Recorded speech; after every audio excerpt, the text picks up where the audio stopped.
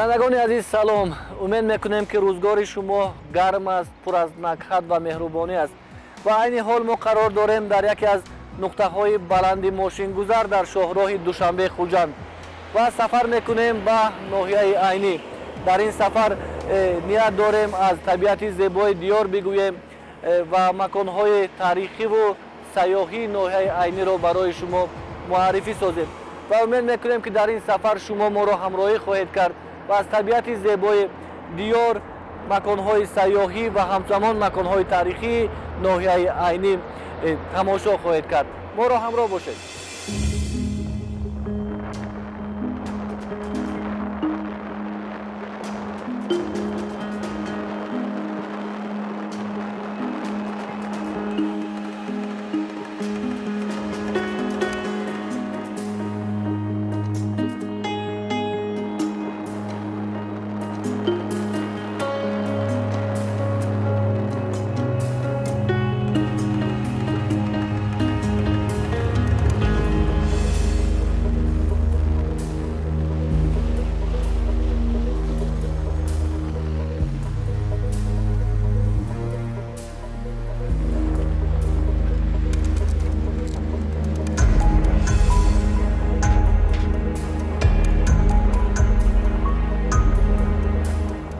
بینندگان عزیز، بعد از عبور کردن نقب انزاب و وارد شدن به ناحیه عینی ما تصمیم گرفتیم از یکی از مکانهای سیاحی ناحیه عینی که با نام اسکندرکول معروف است دیدن نماییم و عین حال ما در لبه دریا و جانب اسکندرکول روانه هستیم که طبق نشاندادهای راه 24 کیلومتر بعد این راه طی کنیم و چون به یک نقطه بسیار هم زیبا و دیدنی میرسیم ما البته شما را از آن نقطه و طبیعت زیبای اینجا آشنا خواهیم کرد.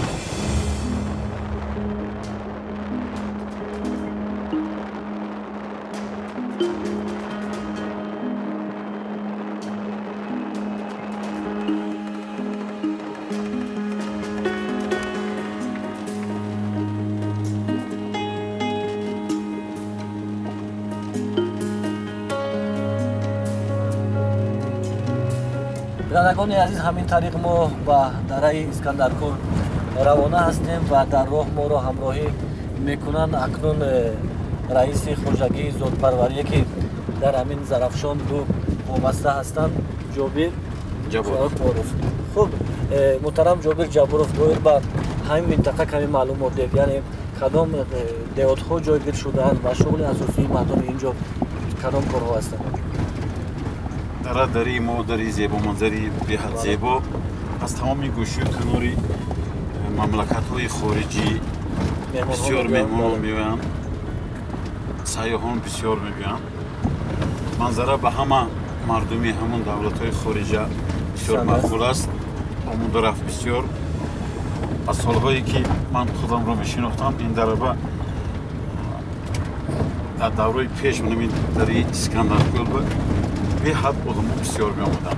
یک مبینا با کم شد، من حاضر بود بسیار شد. بغیر از اسکندرکول در همین دره باز دیگر مکانهای تاریخی و سیاحی نیز هستند. در نظر دارم منطقه هایی که مثلا زیارتگاه هستند، تاریخی هستند. زیارتگاه من هستند در دهه مخشیوت خواجه ساخی ولی که زیاده از چندین عصرها زیاد من خودم برآمدگی بودم اونجا یک مرتبه کمتر در جای بلندکوه جای یک درون یک غار با جایگیر شدن کدام وقتا بخد قدر تاریخ زیارت کنم پر گیر من خطر نمیدانم و کمتر معلومات دادم میتونم. یک زیارتگاه بسیار بزرگی هست. زیارتگاه بسیار بزرگی که بسیار از تمام گوشه و کنار از ناحیه من دولت‌های همسایه خصوصا از ازبکستان بسیار تشریف میبرن اونجا برای زیارتی خواجه ساخی ولی. خوب، اینجا باز سرطاق هستند؟ دهی سرطاق هست. دهی سرطاق هم بسیار دهی منوعی. خوب اونجا هم سیاح‌ها بسیار میبینن، مردمشون برای قبول کردن سیاح‌ها آماده هستند، قبول میکنن مهمان خارجی. از همینجا آغاز میشود اسکندرکول. همین درآمد اسکندرکول من موسیقیازی همونجا دست راست میگیریم درآمد اسکندرکول.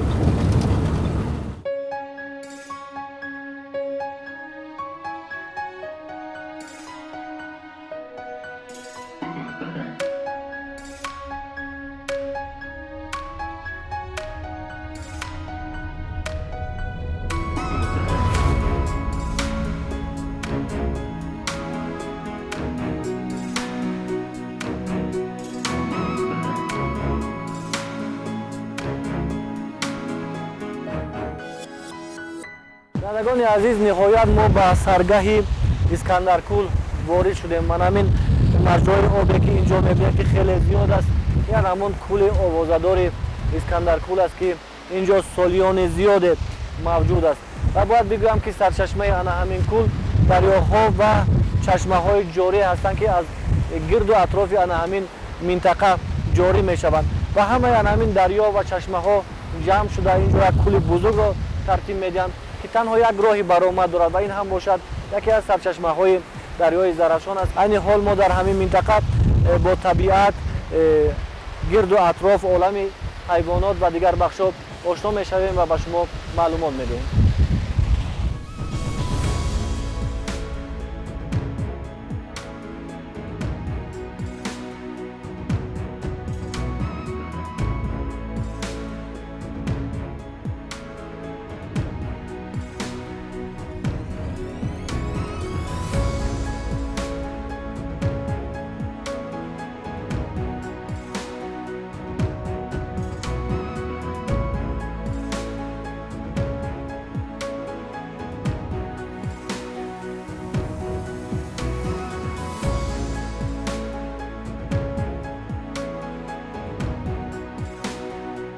اوهو هست بزوی من کوهی اوهو میگن در اینجا بسیار باشی تو من همین درونه من همین خودی من همین اسکندرکول من همین پاسیلکوبا میفرون هم جا زندگی میکنن.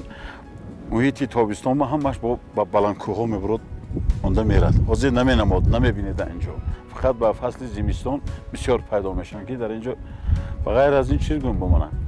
در اینجا من خواجگی ذات پرور که هستیم ما قطوس پروری میکنیم در اینجا. زیاده از قریب چند 450 سر قطوس در همین جا موجود است. قطوس هم به معنی خنکی ها بسیار تبدیل می‌یابد. به همین میفورد همین گرادوس هوای بلند اقلیم زمستان با قطوس همانقدر حسیاتش نقض میشد، خودش نقض میکند. برای همین زمستان من همین جواب میشارونیم من کوهی بلند من سریمی درون من درونو با از بالا میفرود و بعد من همین جا زمستان با همین قطوس پروری میکنیم.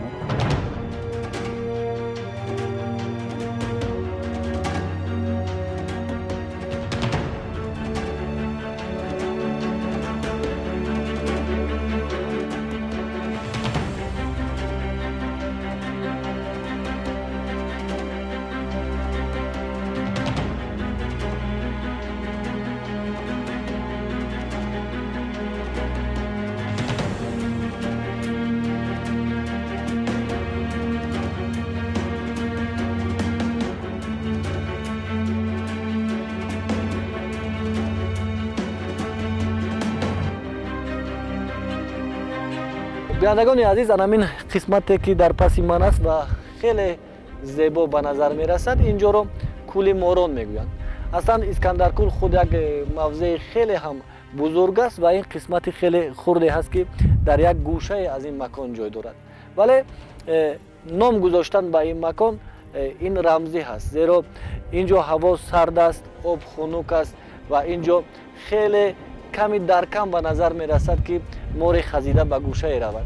ولی اگر اینجا هوا گرم می بود همین کول خورده که اینجا هست با همین میسه های زیبا مکان خیلی هم خوب برای زندگی موران بود. و باید بگویم که درختان گوناگونی که اینجا هستند، برسان زرافشانی، برسان باریک برگ و این غمنیج و دیگر بوته هایی که اینجا هستند این موضع رو خیلی هم زیبا کردند. و یک نمود درخت دیگر اینجا میگویند که اون مردم تهجویی درختان خدنگ میگویند و هوا اینجا همیشه تغییر یابنده است، چی در بهار چی در تابستان. و چون میبینید این حال در گوشه اگر کمی روشنی و هوا خوب باشد در گوشه دیگر که خوب باران میبارد و همین هوا تمام فصل سال اینجا رو رنگ میدهد، زیب میدهد که مردم از تمام گوشه کنار دنیا به اینجا بیایند و اینجا کمی هم باشد استراحت بکنند.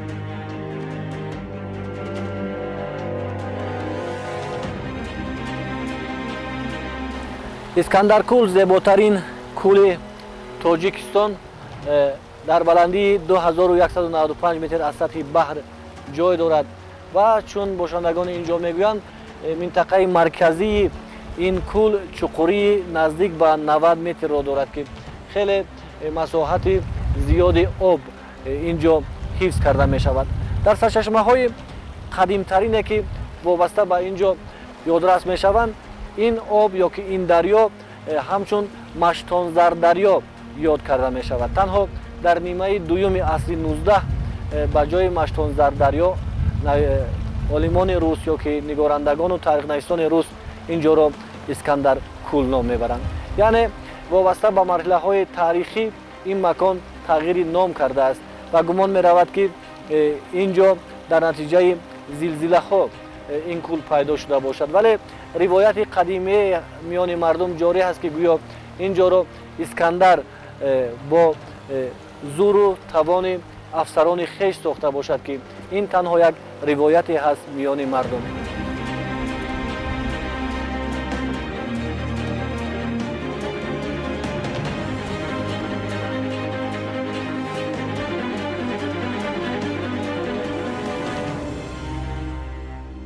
در ساحل این کول زیبا یعنی اسکندرکول مکان‌های فراغت، مهمانخانه‌های خیلی زیبا از جانب صاحبکارهای وطنی ساخته شدند که یکی از رکن اساسی که آنها فعالیت میکنند این به خارجیان نشان دادن زندگی نامه، هنرهای مردمی و دیگر بخش‌های فرهنگ نیاگان ما است.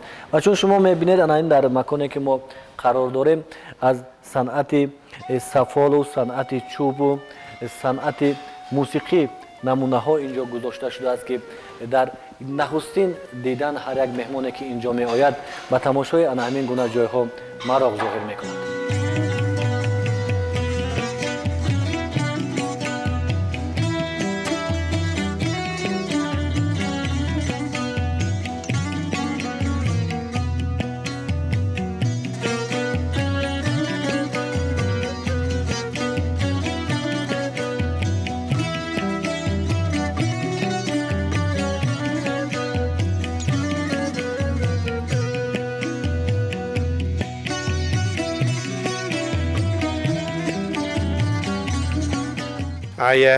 I'm from England.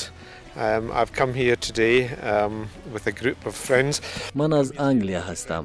با دوستانم اینجا آمدم. اینجا با من خیلی پسند است. طبیعت زیبا دارد. شرشره را دیدم. بسیار در هیجان هستم. کوه پسندم آمدن. میدونید تاجیکستان را دوست داشتم. باز میخواهم اینجا بیایم. I like Tajikistan and I'd like to come back sometime. So we've come from Ireland.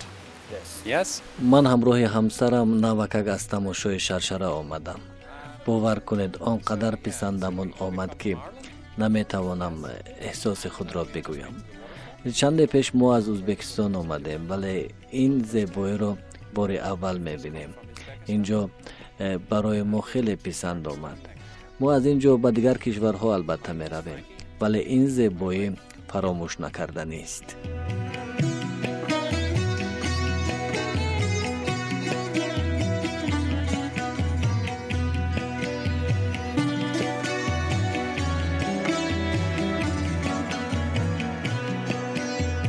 روانشناسان میگویند که برای همیشه جوان ماندن و صحت ماندن انسان سه عامل هست که کمک کرده میتواند و یکی از اینها نشستن لب رود روان و تماشا کردن به مجرای آب است و باید بگویم که تاجیکستان عزیز ما دارای منابع خیلی زیاد آبهای مصفا هست که سرچشمه تمام آبهای منطقه را در خود دارد و دریاهایی که از تاجیکستان جاری می شوند قسمت بیشتری آنها دریاهای صاف و زلال هستند که برای استعمال کردن بسیار مفید هستند و بسیاری آنها آبهای شفابخش هم به شمار می روند.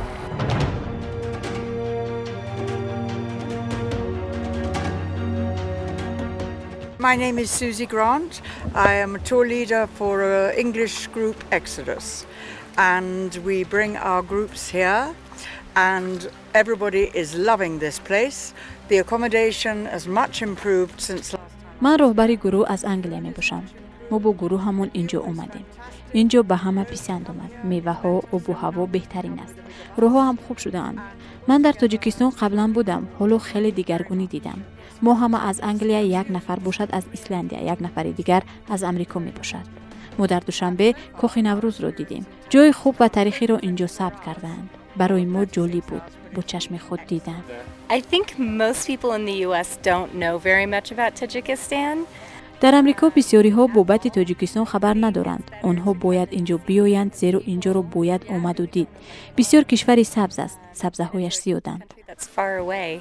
But the parks were, I want to say the parks were very, very lush and vibrant. So many beautiful. و من خیلی پسند آمد و ما حتما با دوستان باز اینجا میاییم.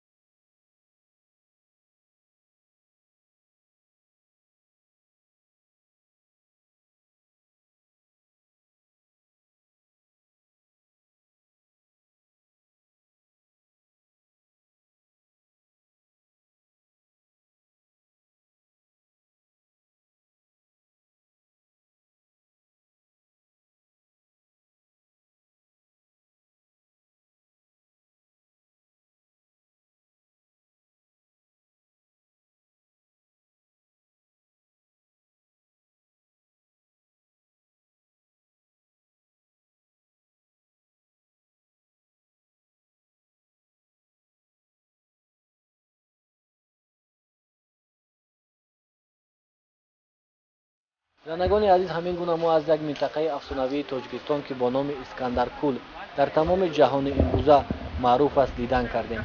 با مهمانانی که امروز در اینجا بودند شنا شدیم، با آنها صحبت داشتیم و اندیشه آنها که اینجا را تماشا کردند و خرسند از آمدن خود هستند ما را نیز خوشنود کرد. زیرا روز تا روز شمار سیاحان به کشور ما زیاد می شود و کشور ما در سراسر جهان معروف و معلوم می گردد. و اینجا تنها می‌شود گفت که سراسر تاجیکستان ما کشوری هست افسانه‌ای، زیرا طبیعت و آب و هوای خیلی فراهم دارد و ما شکرانه می‌کنیم که فرزندان این دیار کهن بنیاد هستیم.